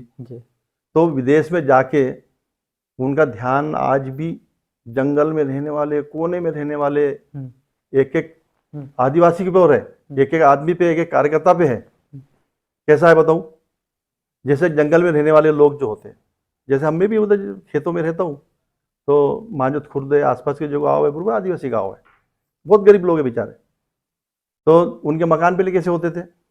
उनके मकान 4 ठूने इधर उधर से लाई उन्होंने तोड़ के लकड़ियाँ, उसको गाड़ी, और जो तुअर बोते हैं ना अपन खेतों में, तुअर की त्रुखाटी होती है जी, वो त्रुखाटी का ऐसा कोड बना लेते हैं बाजू से। और आंगन में मट्टी होती है, मट्टी की तो कोई कमी ही नहीं, धरती माता ही है। और गोबर, गाय का नहीं तो भैंस का, बैल का, वो गोबर को मिला के कला के उसने उसको लिपा कि बन गया उसका आसियाना। ऊपर से उसने लकड़ियाँ डाली। अब पैसा तो नहीं है, तो टीन लाएगा कहाँ से बेचारा? टीन भी महंगे महंगे कहाँ से लाएगा? तो इसलिए बाजार जाता है, वो प्लास्टिक पन्नी लाता है, पन्नी ला के उस पर डाल देता है, और उस पर और फिर कचरा वचरा डाल देगा कि हवा में उड़े नहीं। और कभी भी आप ध्यान देना जी, तो बरसात जब आती है जून महीने में, बिना आंधी तूफान के बरसात आती ही नहीं जी। कभी भी बरसात शुरुआत होती है जब भी, तो बिना आंधी तूफान के कभी बरसात नहीं आएगी। खूब आंधी आती है, इतनी भयंकर आंधी आती है कि अच्छे अच्छे पक्के मकान उड़ा के ले जाती है। तो गरीब का वो कहाँ रुकने वाला है? तो कई जगहों इतनी हालत बुरी होती है गरीबों की, बेचारों की, उस समय दिल दहल जाता है आदमी का। जिस घर में किसी के आदिवासी के माँ बुढ़ी माँ है घर में, बुढ़ा बाप है घर में, छोटे बच्चे हैं, हाँ, कोई बीमार है बुढ़ा बेचारा, है ना, माँ बीमार है, उसको आंखों से दिखता नहीं है, और छोटे छोटे बच्चे हैं, और पानी आंधी तूफान कोई पूछ के आता है क्या कि दिन में आएगा कि रात में आएगा? वो रात को 12 बजे भी आता है, 2 बजे भी आता है, दिन में भी आता है। रात को 12 बजे कभी आंधी तूफान आता है, और तेज आंधी चल रही है, और उसमें बिजली भी ऐसे जोर से चमकती है, कड़कड़ करके आवाज होती है कि आदमी घबरा जाता है घर के अंदर। देखा होगा आपने? हाँ। तो उस हालत क्या होती होगी बेचारे की, जब यदि उसके प्लास्टिक उड़ जाए, उसका वो गन्ने की पत्ती है, घास फूस उड़ जाए। और ऐसे आज के आपकी जो है ग्राम के अंदर ज्यादा होते हैं, उधर देखने ग्राम में बहुत होते हैं ऐसे, तो क्या हालत होती होगी उनकी बेचारों की। तो आज उस पर गंभीरता से सोचने वाला कौन है? देश का प्रधानमंत्री है। उन्होंने विचार किया कि मेरे गरीबों को पक्का मकान होना चाहिए। उनका सपना है कि मैं हूँ जब तक सबके पक्के मकान बना के दूंगा। और बन रहे हमारे यहाँ हर ग्राम पंचायत में 100-100, 200-200, 500 मकान बन रहे हैं। और मकान भी कैसे बन रहे हैं? चारों तरफ ईंट की मकान दीवार, और ऊपर सीमेंट की छत, एक तरफ खिड़की एक तरफ दरवाजा। उसको बंद करा, कितनी भी आंधी आ जाए, तूफान आ जाए, ना उसकी छत उड़ेंगी, ना कोई नुकसान होगा। गरीब बेचारा आराम से सोएगा, सवेरे उठेगा, काम धंधे से चला जाएगा। जिसकी आपने बात करी अभी फिलहाल नल जल योजना की, वह आपके ही ग्राम के अंदर, अब बुरहानपुर के अंदर फेल हो गई है, जिसका आपके ही जो है जिला पंचायत अध्यक्ष ने प्रभारी मंत्री के सामने प्रस्ताव रखा था और बात रखी कि ये उनके ही ग्राम जो है दिलतली के अंदर फेल हो गई है। इस पर क्या कहेंगे आप? फेल नहीं होती है। जो ग्राम पंचायत के सचिव, सहायक सचिव और वहाँ का सरपंच जो होता है ना, इसने जवाबदारी समझना चाहिए। ये लोग जवाबदारी समझते नहीं है। भाई प्रधानमंत्री ने तो योजना बना दी, 140 करोड़ जनता की योजना बना दी, प्रधानमंत्री तो सब जगह जाने से रहा, कहाँ जाएगा प्रधानमंत्री? सही है। उसकी योजना तो पार्टी जमीन पर उतार दी, लेकिन वहाँ के करने वालों को चिंता होना चाहिए ना। कुछ नहीं होती फेल।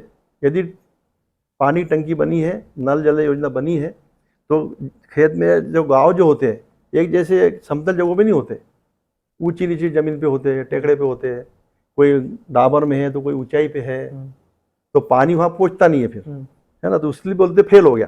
लेकिन हर घर नल जल योजना जो बनी है उसके अंदर बुरहानपुर प्रथम स्थान पर है पूरे देश में, जिसके लेकर केंद्रीय जल शक्ति मंत्री गजेंद्र सिंह शेखावत ने ट्वीट करके बुरहानपुर वासियों को बधाई भी दी थी।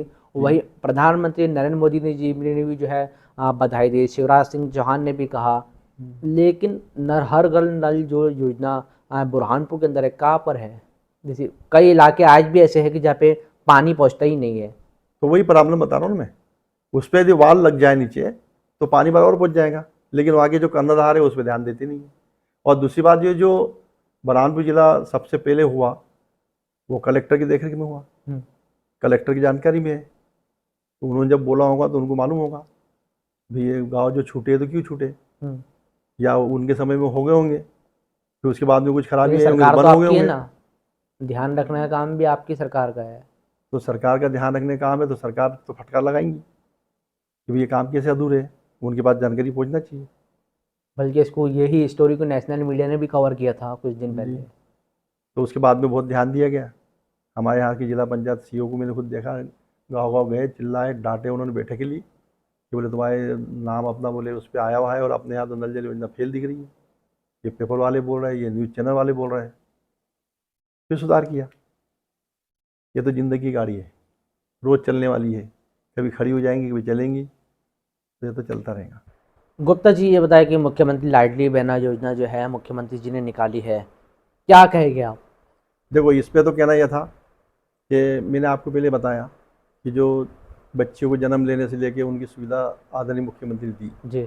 बड़ी होती तो आंगनबाड़ी में जाना, उनको पढ़वाई वहाँ करवाना, कपड़े किताबें फ्री में और वहाँ का भोजन भी कराना जी।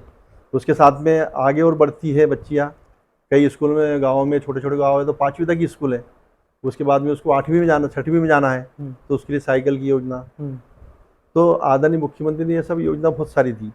उसके बाद अपन जैसे और आगे बढ़ेंगे तो हमेशा उनके दिमाग में कहीं ना कहीं भगवान ने उनको एक खूबी दी है आदरणीय हमारे मुख्यमंत्री जी को कि बहुत अच्छी योजना कहाँ से लाते वो वही जाने।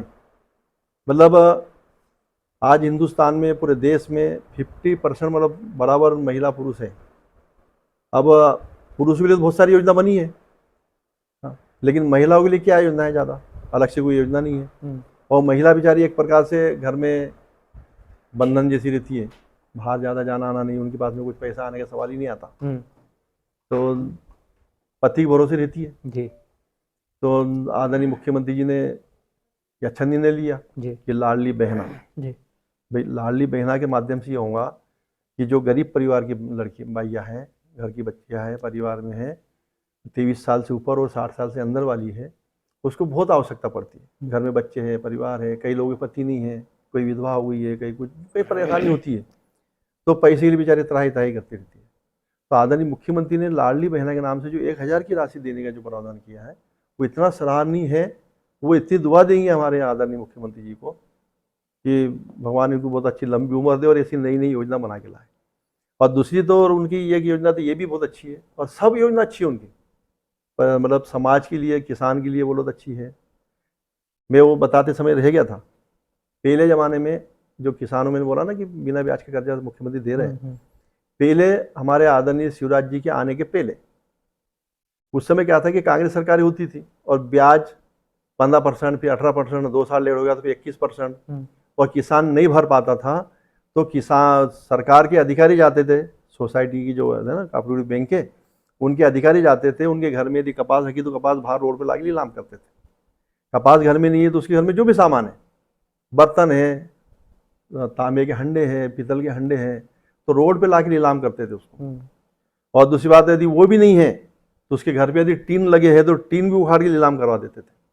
तो ये किसान की पहले हालत होती थी। आज जब से मुख्यमंत्री शिवराज सिंह चौहान जी बने हैं, किसान शान से जीता है, कोई अधिकारी उसके घर जाता नहीं है ना। एक वो काम हो गया।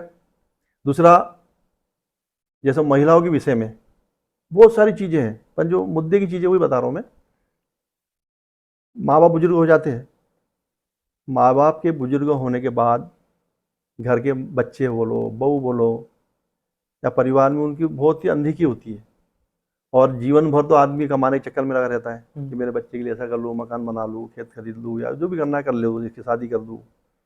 तो वो जीवन पूरा बच्चे के लिए खपा देता है, लेकिन जब उसको बच्चों की ज़रूरत पड़ती है, बच्चा उस समय उसको पूछता भी नहीं। और कभी वो चाहता है कि भाई अब मैं इतना जीवन तो कर लिया, अब आखिरी समय में मैं कुछ तेरे जाता चला जाऊँ, भगवान के दर्शन कर लूँ, भगवान के लिए इनके लिए दुआ करूँगा बच्चों के लिए, है ना।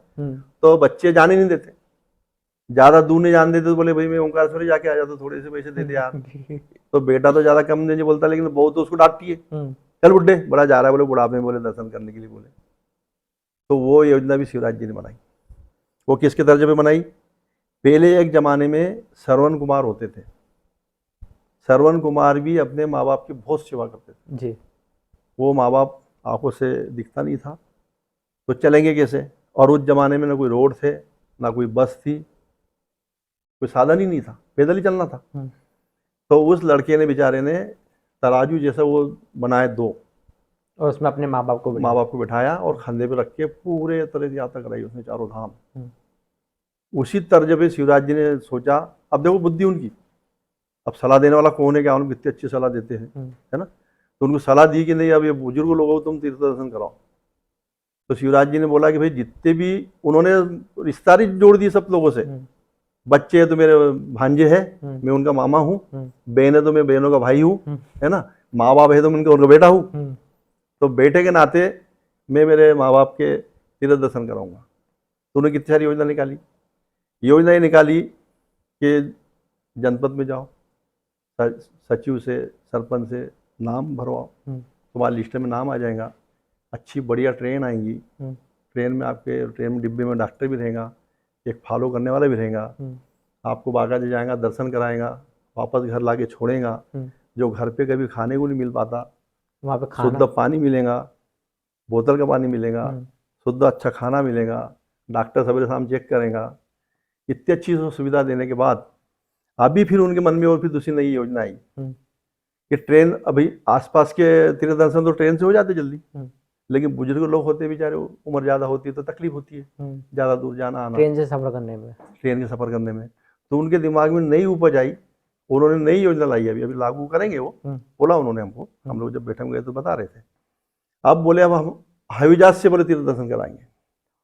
हाँ, अब बताओ, जो व्यक्ति पूरे हिंदू मतलब एमपी के, भाई एमपी के मध्य प्रदेश के मुख्यमंत्री है, पूरे एमपी के बुजुर्ग अपने माँ बाप समझे,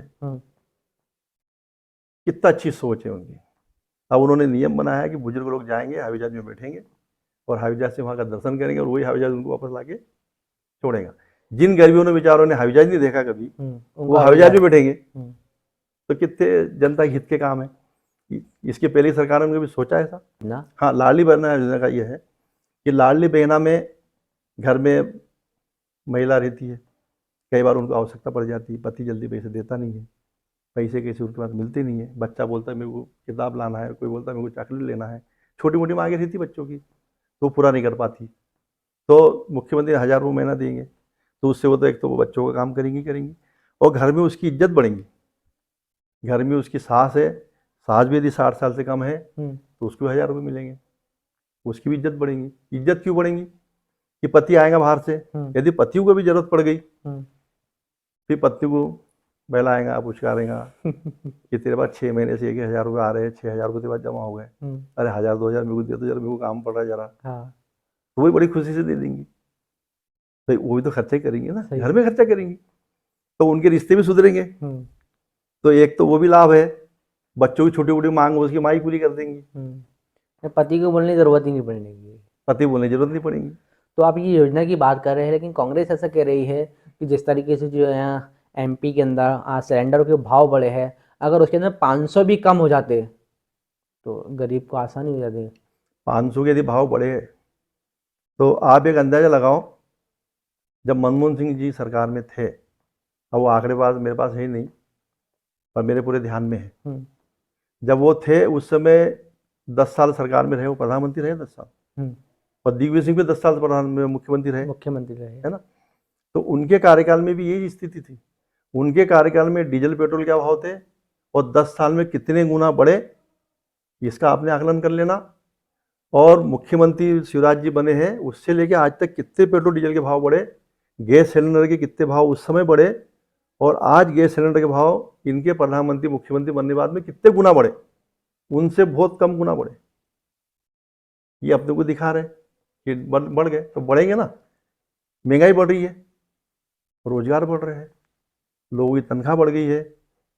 तो मेरे पास तो कोई जनता आज तक आके बोली नहीं कि गैस सिलेंडर 1000 रुपये का हो गया, बस ये नेता चिल्ला रहे, बाकी जनता तो आपको बोली कि जनता ने कि गैस के भाव बढ़ गए।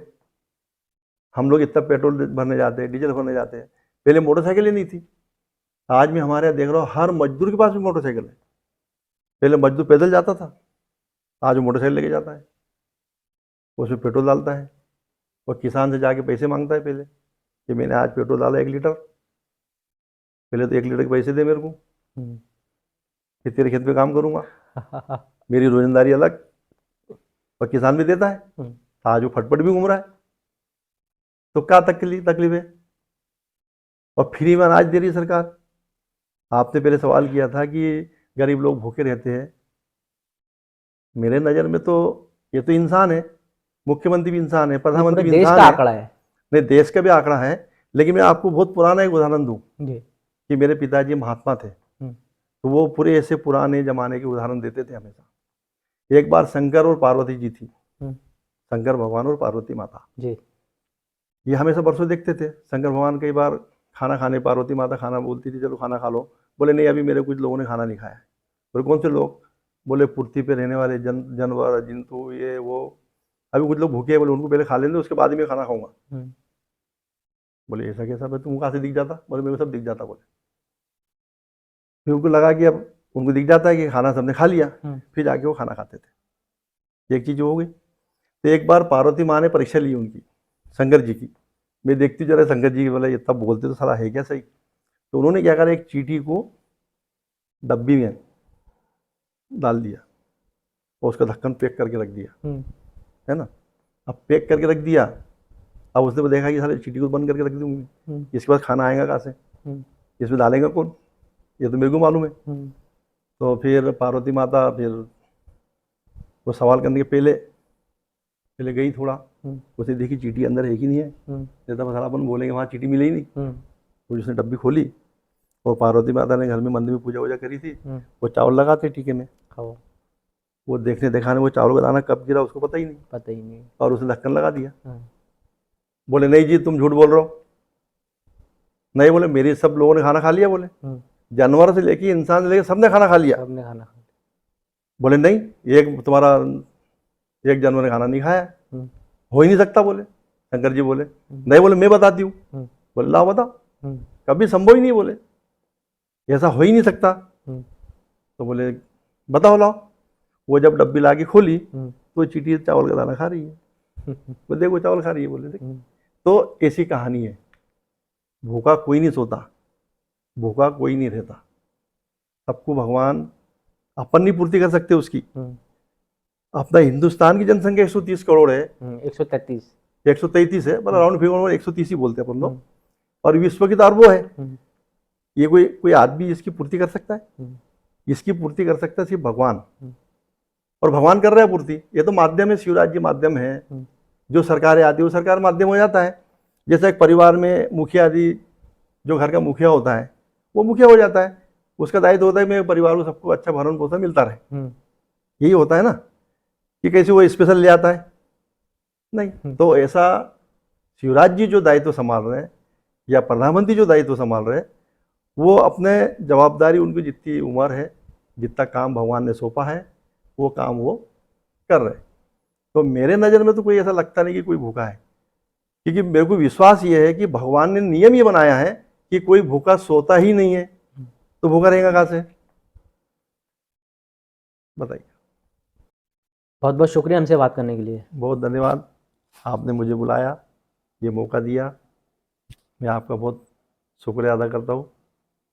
तो ये थे बीजेपी के वरिष्ठ नेता जिन्होंने हमारे बेबाक सवालों का जो है जवाब दिया।